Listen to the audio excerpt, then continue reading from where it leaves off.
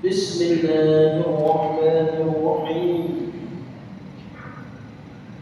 الحمد لله رب العالمين والصلاة والسلام على أشرف الأنبياء والمرسلين سيدنا محمد وعلى آله وأصحابه أجمعين.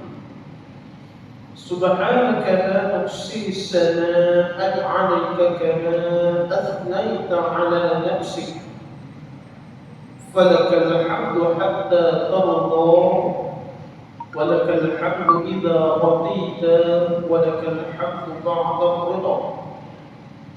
اللهم صل وسلم على سيدنا محمد وعلى آل سيدنا محمد كما صليت على سيدنا إبراهيم وعلى آل سيدنا إبراهيم في العالمين إنك حميد مجيد. أشهد أن لا إله إلا الله وأشهد أن محمدا رسول الله. رب اشرح لي صدري ويسر لي أمري واحلل عقدة من لساني يفقهوا قولي. رب زدنا علما وارزقنا فهما والحمد لله رب العالمين. السلام عليكم ورحمة الله وبركاته. Alhamdulillah wa syukurillah. Segala pujian itu hanyalah selayaknya bagi Allah Subhanahu wa Ta'ala. Selawat dan salam marilah sama-sama kita sampaikan bagi junjungan besar baginda Nabi kita Muhammad sallallahu alaihi wasallam wa ajma'in, dan kepada seluruh ahlul bait yang berbahagia, yang dimuliakan, yang diraikan, kepada seluruh barisan kepimpinan ahli jawatan kuasa masjid, seterusnya barisan-barisan imam, para guru, hadirin muslimin muslimat, ibu-ibu, ayah-ayah yang dikasihi lagi disejati oleh Allah Subhanahu wa Ta'ala sekalian. Semoga pada malam di dalam bulan Rajab ini, yang pertamanya kita memohon kepada Allah dalam doa Bismillahirrahmanirrahim, Allahumma barik lana fi Rajab wa Sya'ban wa ballighna Ramadan. Semoga Allah Subhanahu wa Ta'ala memberkati kita semua di dalam bulan Rajab dan Sya'ban, dan pertemukanlah kami ya Allah pada bulan Ramadan. Mudah-mudahan Allah Subhanahu wa Ta'ala mengampuni tiap-tiap dosa kita, sama ada yang kecil maupun dosa yang besar. Kerana setiap amal perbuatan anak Adam ini semuanya akan dinilai di hadapan Allah Subhanahu wa Ta'ala. Mudah-mudahan Allah Subhanahu wa Ta'ala mengampuni dosa kedua ibu dan ayah kita, menjadikan kita anak yang soleh serta solehah, yang sentiasa mendoakan kesejahteraan bagi mereka. Sekiranya ibu dan ayah kita sudah meninggal dunia, semoga Allah melapangkan kubur bagi mereka, meluaskan dan menerangi kubur mereka ini dengan cahaya Al-Quran. Mudah-mudahan Allah Subhanahu wa Ta'ala menempatkan mereka di kalangan orang-orang yang beriman dan beramal saleh. Mudah-mudahan Allah Subhanahu wa Ta'ala mengumpulkan kepada kita ini kematian husnul khatimah, wala takhtim alaina ya Allah, dan dijauhkan daripada kematian su'ul khatimah.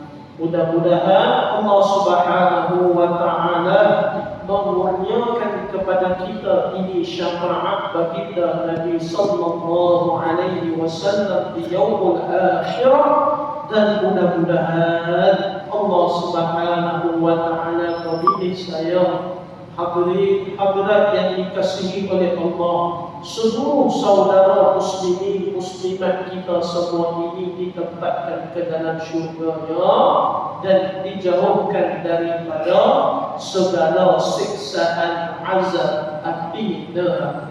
Amin ya rabbal alamin. Alhamdulillah wa syukurillah, segala pujian hanyalah selayaknya bagi Allah.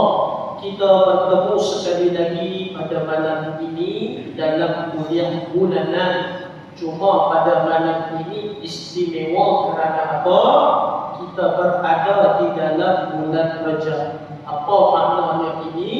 Lagi beberapa bulan insya-Allah kita akan memasuki bulan Ramadan. Maka inilah bulan yang dibacakan doa pada mukadimah tadi. Sebelum nak ditemukan kita ini pada Ramadan, maka doa dibaca pada bulan Rajab. Kerana Rajab, Sya'ban dan Ramadan ini adalah bulan yang penuh dengan keistimewaan. Apa yang istimewanya 3 bulan ini dan kita mengetahuinya? Di dalam bulan Rajab itu adanya satu peristiwa yang terbesar bagi Nabi Muhammad sallallahu alaihi wasallam, di Isra dan di Mi'rajkan oleh Allah Subhanahu wa taala. Manakala di dalam bulan Sya'ban adanya satu malam yang disebutkan sebagai malam nisfu Sya'ban.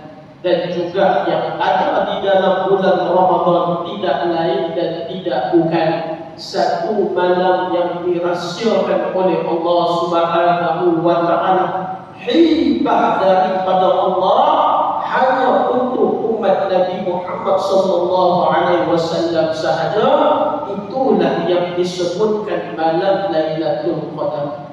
Pada malam ini hadirin hadirat yang dikasihi oleh Allah, kita tidak akan menyentuh berkenaan dengan peristiwa Isra wal Mi'raj, kerana saya yakin pihak masjid ada menjemput pengkuliah khas ataupun forum ataupun ada ustaz yang telah pun mengulaskan, menceritakan berkenaan dengan perjalanan Isra wal Mi'raj, maka biarkanlah berikan kepada mereka. Sebab apa? Jika perkara ini diulangkan kepada jemaah, maka sepanjang bulan ini kita akan mendengarkan kisah perjalanan yang agung ini. Ya, kita dah sering kali mendengar, cuma biarlah pada malam ini insya-Allah kita sambung kepada pengajian berkitab kita ini, ya hadirin hadirat yang dikasihi oleh Allah Subhanahu wa taala. Baik, pada muka surat babu maja'a fi ta'am yusna'u lil ahlil mayyit, bab yang telah datang dia pada menyatakan makanan yang diperbuatkan bagi ahli mayat kerana mereka itu berbimbang dengan kematian. Bismillahirrahmanirrahim. An Abdullah bin Ja'far qala لما جاء نعي جعفر قال النبي صلى الله عليه وسلم اصنعوا للأهل جعفر طعاما فإنه قد جاءهم ما يشغلهم.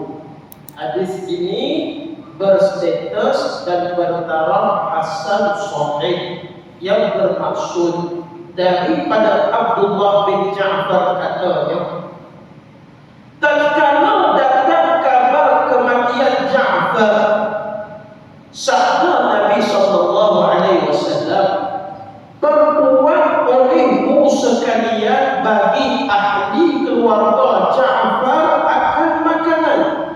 Maka bahawasanya sungguh datang akan mereka itu barang yang memberi bimbang. Kata penulis kitab ini, ketahuilah wahai saudaraku, apabila jatuh sesuatu kemalangan mati ke atas sebuah rumah atau ke atas satu orang beranak istri, maka telah disuruh oleh syara akan jiran yang hampir dengan ahli bagi mayat itu memperbuatkan makanan orang yang kena kematian itu atas jalan pertolongan daripada pihak jiran. Kata Al-Imam Syafi'i rahimahullah ta'ala di dalam kitab Al-Um dan kitab Al-Muqtasar beliau, atas sunat bagi kerabat-kerabat mayat dan orang yang sejiran dengannya memperbuatkan dan mempermasakkan makanan bagi anak istri mayat. Maka kira-kira yang dimasakkan itu ialah secukup kenyang sehari semalam. Apa yang kita faham berkenaan dengan hadis yang kita baru saja baca ini, hadirin hadirat yang dikasihi oleh Allah, maka marilah sama-sama kita menerangkan. Suatu hari dapat kepada Nabi SAW satu berita yang begitu menyedihkan. Apakah berita yang menyedihkan Nabi SAW? Kematian Ja'far bin Abi Talib radhiyallahu anhu ajma'in.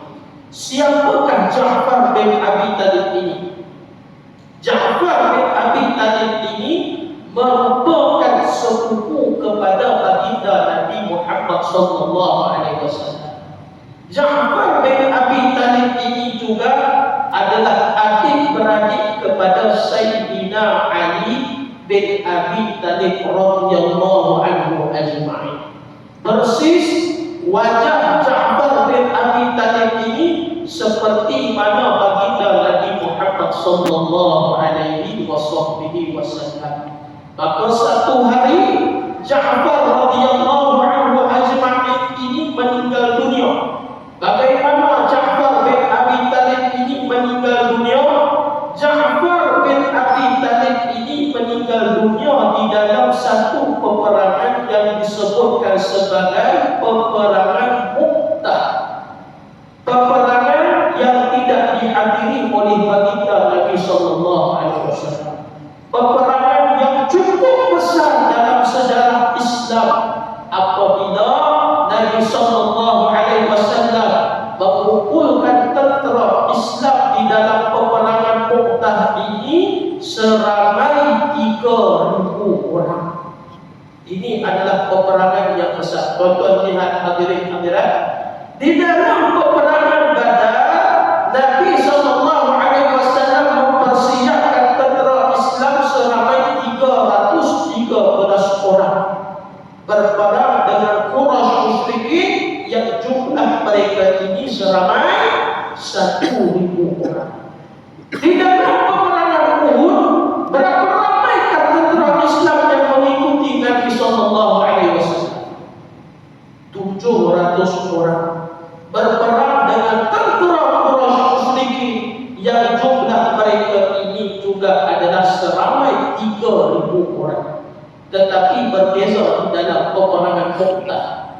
Peperangan Mu'tah ini peperangan yang dibawa oleh Nabi SAW seramai 3.000 orang, yang mana ketua peperangan ini adalah Zaid bin Harithah. Nanti kita ceritakan siapa Zaid bin Harithah ini. Tentera yang dibawa seramai 3.000 orang menentang tentera Rom ini seramai 200.000 orang. Kau ini bukan di peperangan yang orang kata tak dimasukkan. 200.000 orang berperang dengan tentera Islam seramai 3.000 orang. Habis daripada peperangan Mu'tah ini siapa yang menang? Juga tentera Islam yang menang. Oh, mustahil tuan-tuan hadirin hadirat yang dikasihi oleh Allah. Tetapi peperangan Mu'tah ini telah menyebabkan ramainya sahabat-sahabat yang bernama besar ini terkorban.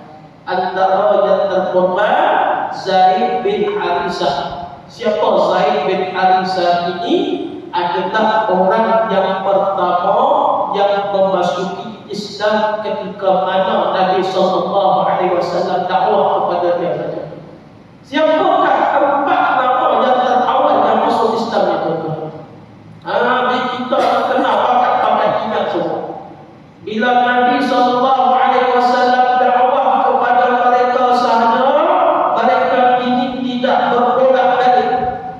Bila Nabi sallallahu alaihi wasallam serukan kepada mereka ini Islam, mereka tidak berfikir panjang, terus terima apa yang dibawa oleh Nabi sallallahu alaihi wasallam tanpa memberikan sebarang alasan dan paksaan kepada Nabi sallallahu alaihi wasallam. Siapa empat mereka yang terawal? Bila mana orang sebut saja mereka yang terawal masuk Islam, empat nama ini yang akan disebut. Yang pertama, bagi kalangan lelaki bertekad, Sayyidina Abu Bakar As-Siddiq radhiyallahu anhu ajma'in. Ini yang terawal masuk Islam. Kita meninggal sampai bila-bila kita buat. Yang kedua siapa? Adakah Sayyidina Umar Al-Khattab radhiyallahu anhu? Bukan. Sayyidina Umar ini bukan yang terawal masuk Islam. Dapat Islam kepada Sayyidina Umar ini dia lambat. Masuk lambat ini bagaimana? Sebelum Sayyidina Umar ini dia masuk Islam, dia adalah orang yang paling kuat menentang Nabi sallallahu alaihi wasallam. Malah pernah Sayyidina Umar ini dia bukan hanya tak suka kepada Islam, malah merancang hendak membunuh baginda Nabi Muhammad sallallahu alaihi wasallam. Tetapi akhirnya orang yang merancang hendak membunuh Nabi sallallahu alaihi wasallam ini di manakah tempat Sayyidina Umar ini? Dimakamkan di sebelah baginda Nabi Muhammad sallallahu alaihi wasallam. Orang yang seterusnya yang terawal masuk Islam adalah isteri Nabi sallallahu alaihi wasallam itu sendiri, Sayyidatina Khadijah radhiyallahu anha.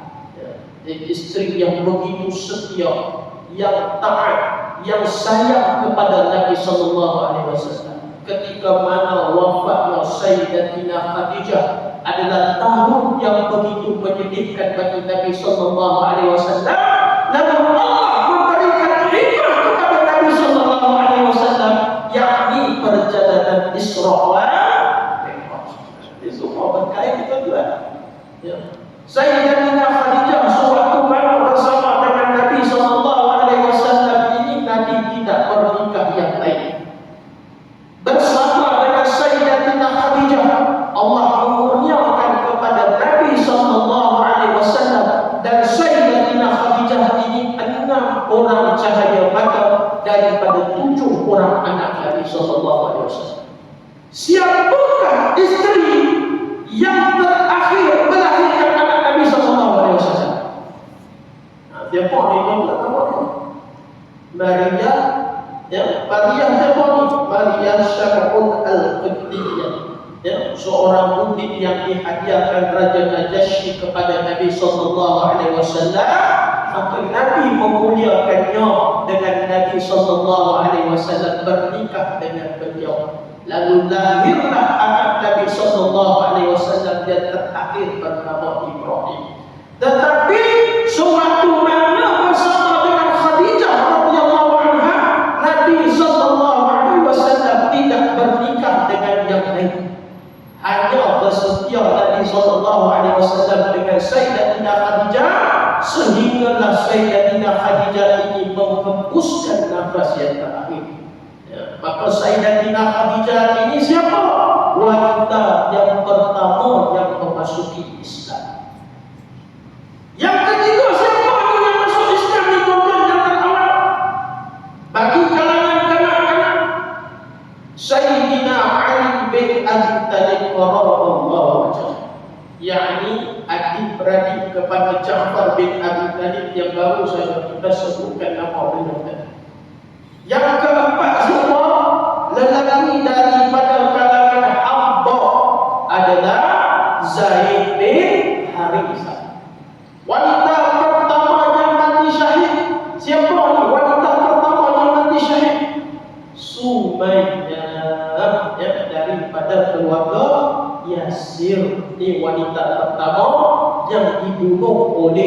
Abu Jahal. Bagaimana supaya ini terbunuh? Dirodokkan mata belati pada kemaluan beliau, lalu ditarik sampailah ke atas. Ini supaya dan penderitaannya. Baik, Zaid bin Harisah ini yang kita sebutkan nama beliau ini, mati beliau di dalam peperangan Mu'tah. Lalu bendera Islam yang jatuh diambil oleh Ja'far bin Abi Talib. Sewaktu mana kata anaknya Ja'far bin Abi Talib ini, kami melihat tubuh ayah kami ini dengan 90 tikaman pedang, dengan dalam keadaan kedua-dua tangan Ja'far bin Abi Talib ini sudah pun terpotong dua.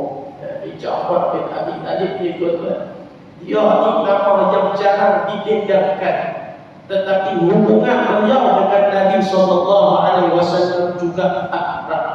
Tuan-tuan, kita kena ingat hadirin-hadirat yang dikasihi oleh Allah, tatkala Datuk Nabi SAW meninggal dunia, Nabi telah diamanahkan kepada Abi Talib untuk menjaga Nabi SAW.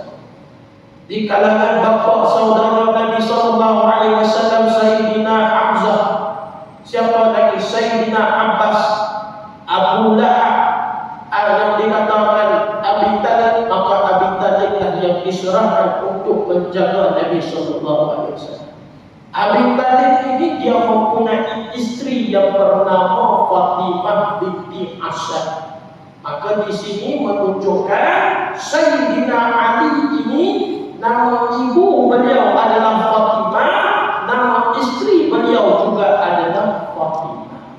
Ya, nanti kita bawa tuan-tuan jika berkesempatan kita menceritakan Ramadan nak dekat ni tuan-tuan. Kita akan menceritakan tentang dua susuk tubuh yang mulia. Siapakah dua susuk tubuh yang mulia yang meninggal dalam bulan Ramadan? Fatimah Az-Zahra dan juga Sayyidina Ali bin Abi Talib radhiyallahu anhu ajma'in. Kerana dua suami isteri ini mereka meninggal dunia di dalam bulan Ramadan. Fatimah Az-Zahra beliau wafat pada tanggal 3 Ramadan. Ya. Pada usia beliau ini 28 tahun. 6 bulan setelah ada kewafatan baginda Nabi sallallahu alaihi wasallam. Sayyidina Ali pula wafat beliau ini sesetengah riwayat menyebut 17 Ramadan. Ada riwayat menyebut Sayyidina Ali ini dia wafat pada tanggal 18 Ramadan. Bagaimana Sayyidina Ali ini boleh meninggal dunia, tuan-tuan? Siapa yang membunuh Sayyidina Ali? Abdul Rahman bin Uljah, orang Islam yang sangat alim dengan Al-Quran, maka telah menetap kepada Sayyidina Ali pada pagi subuh Ramadan, sehinggalah tengkorak Sayyidina Ali ini terbelah dua. Ini peristiwa Sayyidina Ali yang kita bawa. Dan di sinilah pemecahan bagaimana Syiah itu boleh berlaku, Khawarij ini boleh berlaku, yang mana kita nak bawa nantilah pada bulan Ramadan nanti, tuan-tuan. Maka telah sampai kewafatan Ja'far bin Abi Talib ini kepada Nabi SAW. Dan di dalam peperangan Mu'tah itu berlaku, telah mengangkat satu nama sahabat yang mulia yang telah mengetuai peperangan Mu'tah sehingga mana tentera Islam ini berjaya. Siapa yang mengetuai peperangan Mu'tah ini setelah mana kewafatan Zaid bin Harisah dan juga yang disebut Ja'far bin Abi Talib? Nama adalah Khalid Al-Walid. Nama Khalid Al-Walid ini dia ketua perang. Dia menyusun strategi. Bagaimana strategi yang disusun supaya tentera yang seramai 200,000 orang ini, mereka ini berundur daripada menentang tentera Islam yang jumlah mereka ini adalah 3,000 orang. Kita sebut 200,000 tuan-tuan, bukan tentera yang seramai 20,000, 200,000, tetapi kalah dengan tentera Islam yang jumlah mereka ini ada seramai 3,000 orang. Dan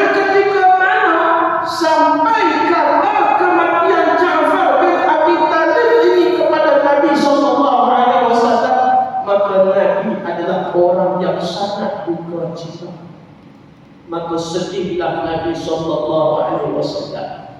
Dan terus Nabi sallallahu alaihi wasallam bersabda kepada mereka yang ada dekat dengan Nabi, isna'u lil ahli Ja'far ta'aman fa innahu qad ja'ahum ma yashmadu.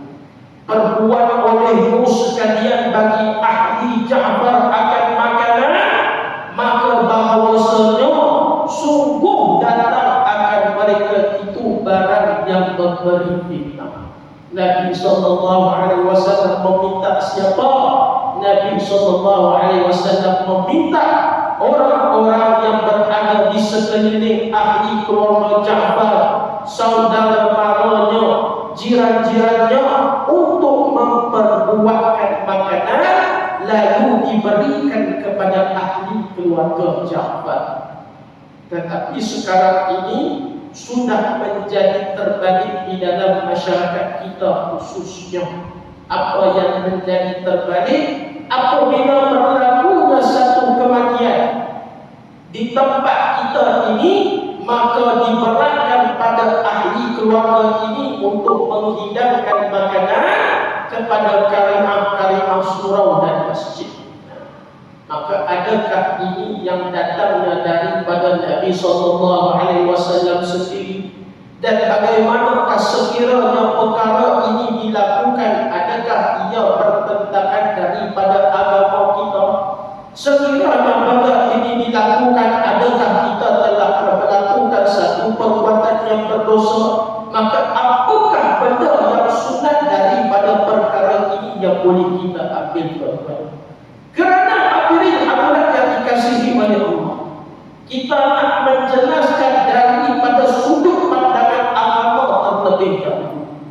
Ya, sebelum ada yang mengatakan perbuatan ini boleh buat ataupun tidak boleh buat, di dalam agama kita hadirin hadirat yang dikasihi oleh Allah, kata Al-Imam Syafi'i rahimahullah ta'ala, atas sunat bagi kerabat mayat dan orang yang sejiran dengannya memperbuatkan dan mempermasakkan makanan bagi anak istri mayat. Ini yang telah disebut oleh Al-Imam Syafi'i di dalam kitab Al-Umriyah.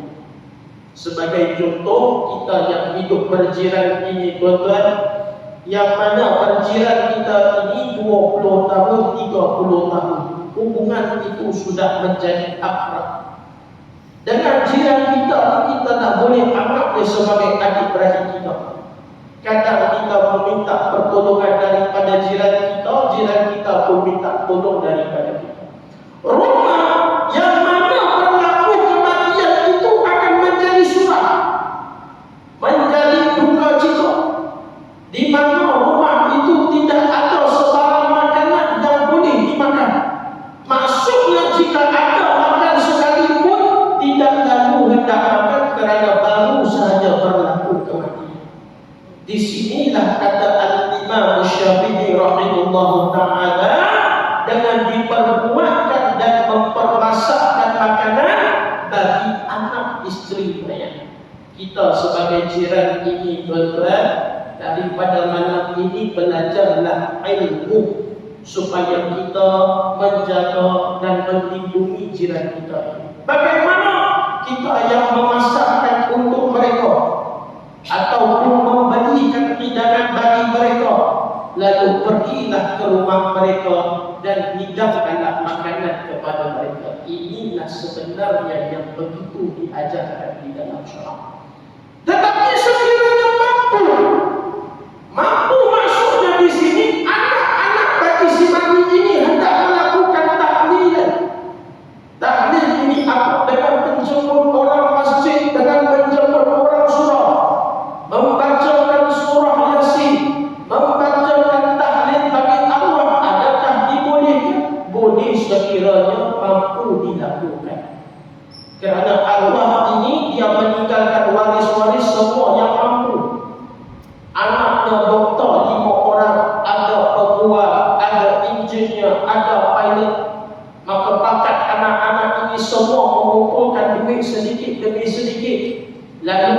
masakkan makanan dengan tujuan sedekah ke atas arwah ayahnya ataupun arwah ibunya tidak menjadi masalah.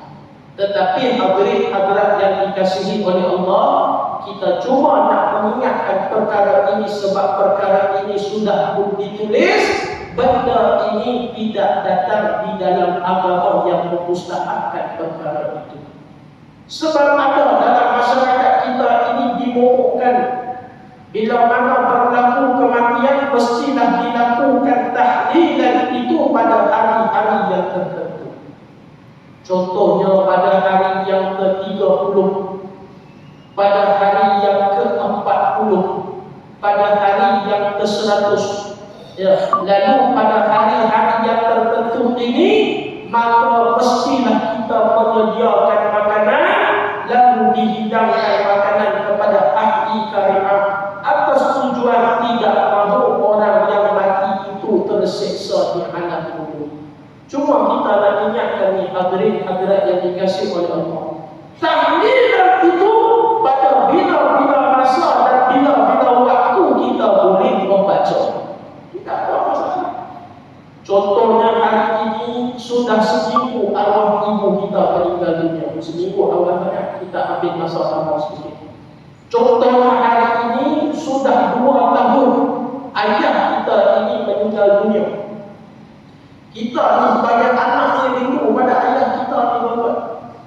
Kebetulan hari ini adalah hari kelahiran ayah kita. Lalu pun kita berfikir, ya Allah, sekiranya ayah masih hidup lagi sudah tentu usia dia tahun ini 60. Maka kita pun berfikir, ya Allah, dan kita berdoa. Kita pergi ke kubur arwah petang tadi, kita membukakan surah Yasin, kita membacakan surah Al-Mulk, kita membacakan tahlil yang ada di dalam buku Yasin itu. Maka adakah sampai setiap bacaan Al-Quran kepada Allah, insya-Allah ia akan sampai. Kerana termasuknya itu adalah doa anak-anaknya soleh serta soleh.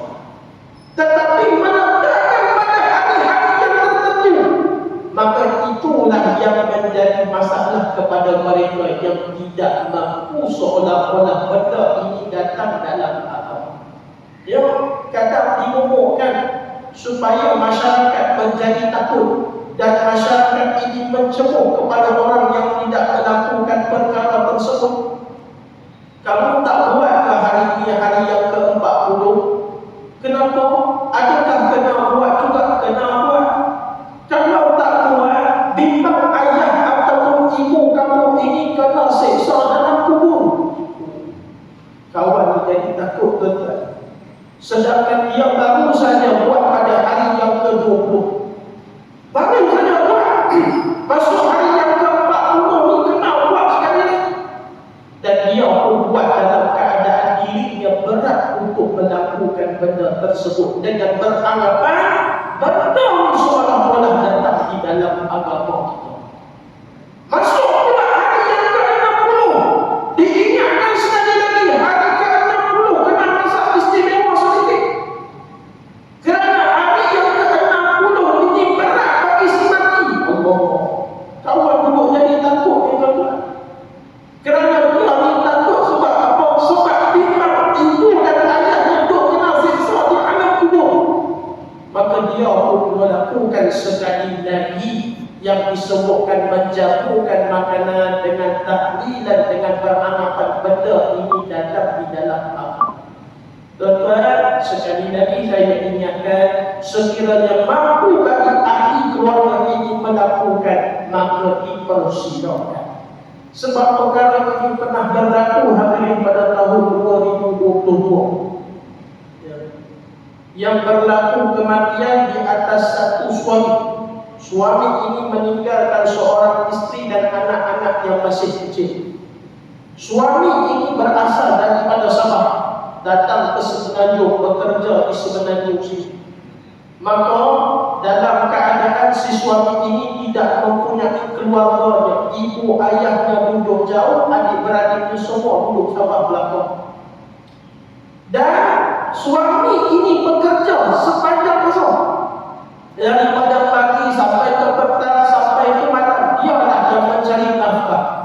Sedangkan istri adalah suri rumah sepenuh masa, yang mana suri rumah ini tugasnya adalah menjaga makan, minum, pakaian suami dan anak-anak, dan memang tidak bekerja. Lalu suatu hari ini suami ini meninggal dunia, tuan-tuan. Bila suami ini meninggal dunia, jenazah suami ini diuruskan 100% oleh pihak masjid. Datang jenazah ke masjid, lalu kita mandikan, kita kafankan, kita solatkan dan dikebumikan, dibantu sebahagiannya oleh ahli keluarga belah istri ini tadi. Dan habis dan kita bawa jenazah ini ke tempat pengebumian, habis daripada itu kita pun pulang ke masjid, datanglah sang istri ini. Lalu dia mengatakan dua perkara. Yang pertama, dia memohon maaf. Memohon maaf kerana apa? Kerana dia tidak boleh nak melakukan tahlilan arwah makan pada pagi malam ini.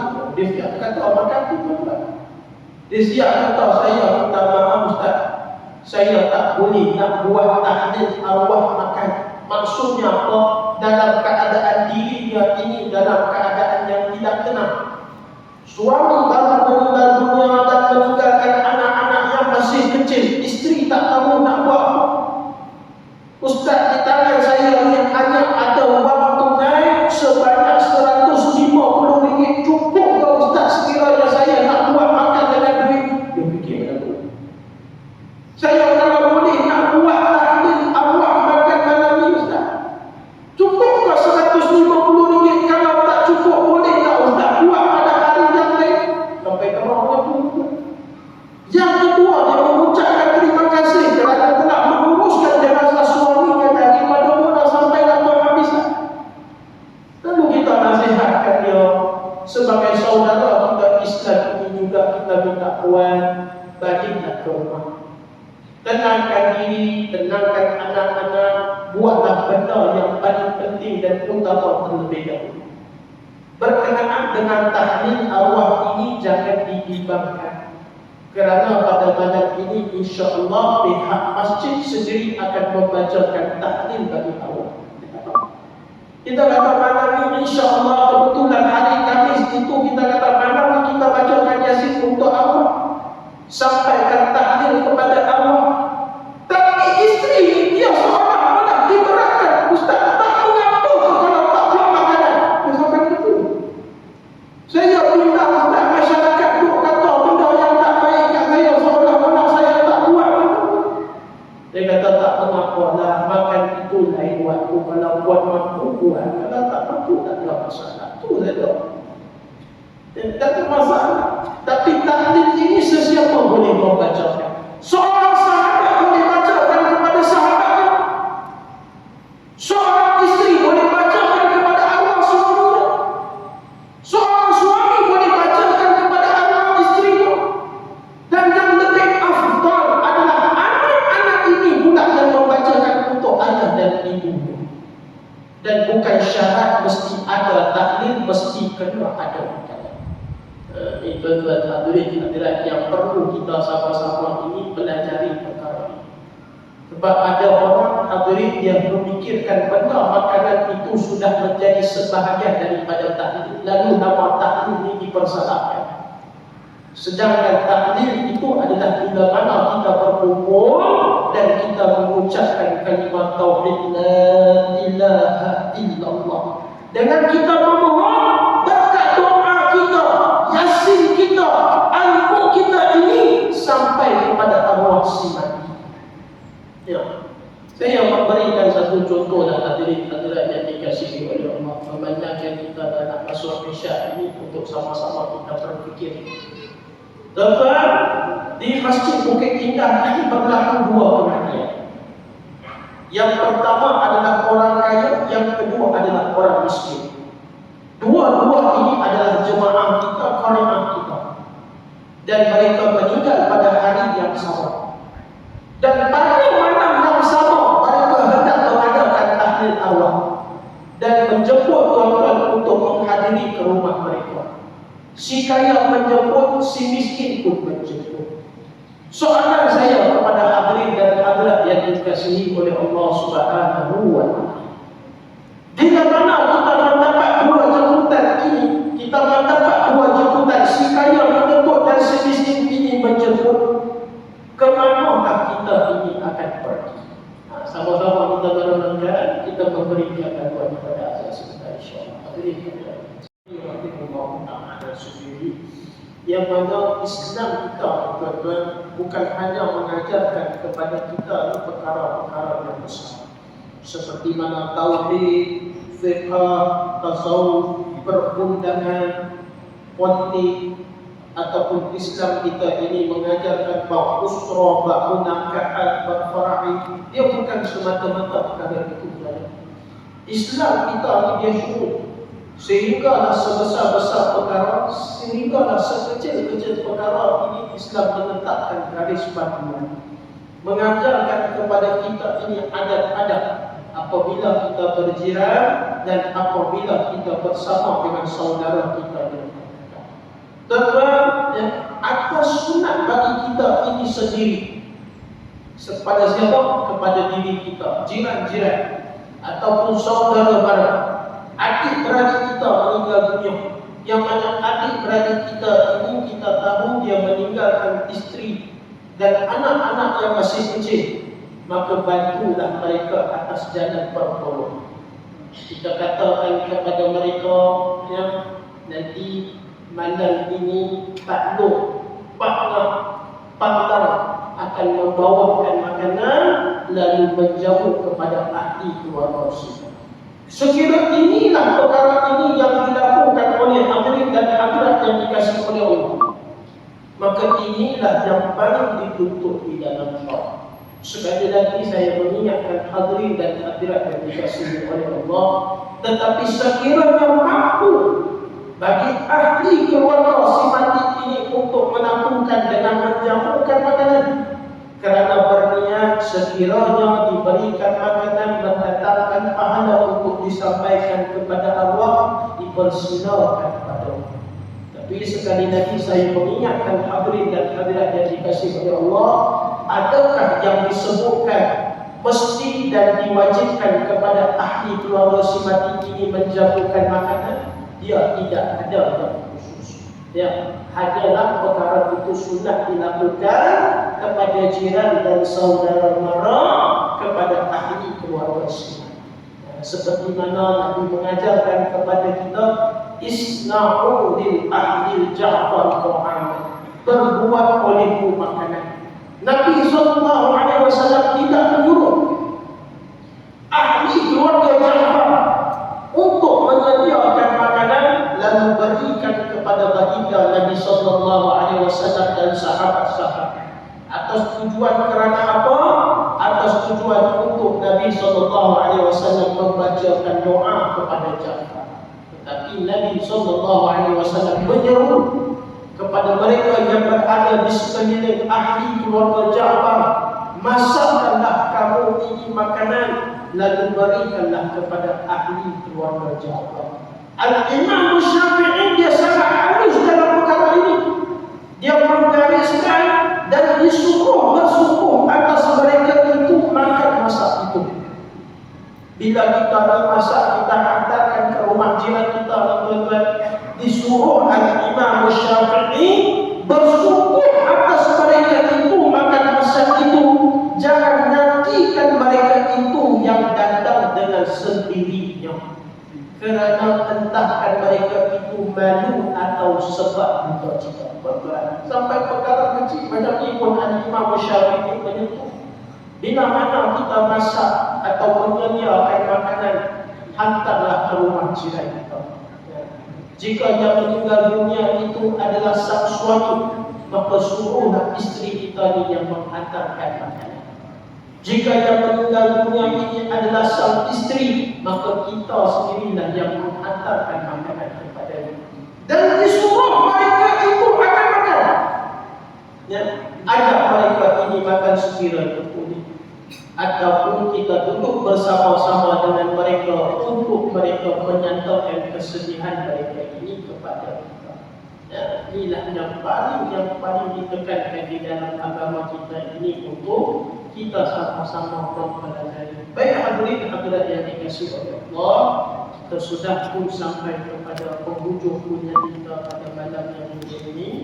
Terlebih dahulu saya memohon kemaafan sekiranya ada terkasar bahasa menuliskan perasaan, kata-kata yang kurang menyenangkan dan sebagainya. Tuan-tuan hadirin hadirat yang dikasihi oleh Allah, yang maka marilah sama-sama kita berdoa kepada Allah Subhanahu wa taala di dalam malam-malam yang penuh dengan kemuliaan ini, agar Allah Subhanahu wa taala memberkati kehidupan kita, memberikan kepada kita ini keberkatan umur yang panjang, kesihatan yang baik, agar dipertemukan kita pada bulan Ramadan tahun ini dan tahun-tahun yang seterusnya insyaallah.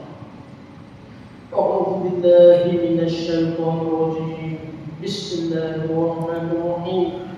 Alhamdulillahirabbil alamin. Wassalatu wassalamu ala asyrafil anbiya'i wal mursalin sayyidina Muhammadin wa ala alihi wa ashabihi ajma'in. Ya Allah, Ya Rahman, Ya Rahim, Ya Razzaq, Ya Ghafur, Ya Syakur, Ya Ali, Ya Azim, Ya Allah. Sesungguhnya kami menadahkan kepada-Mu, Ya Allah. Ampunilah segala dosa-dosa kami, dosa kami yang kecil maupun dosa-dosa kami yang besar, Ya Allah. Sesungguhnya Engkau Tuhan yang Maha Ampu, Ya Allah, yang mengampuni tiap-tiap dosa kami ini, Ya Allah. Ya Allah, ampunilah dosa kedua ibu dan ayah kami ini, Ya Allah. Lapangkanlah, luaskanlah, terangilah kubur ibu dan ayah kami ini, Ya Allah. Ya Allah, ampunkanlah dosa suami kami, istri kami dan maupun anak-anak kami ini, Ya Allah. Ya Allah, kepada-Mu kami menadahkan, Ya Allah. Sesungguhnya kami bersyukur di atas segala anugerah yang dikurniakan kepada kami, Ya Allah. Nikmat aman, nikmat kesihatan, dan sesungguhnya nikmat yang begitu besar kepada kami ini adalah nikmat iman dan Islam ini, Ya Allah.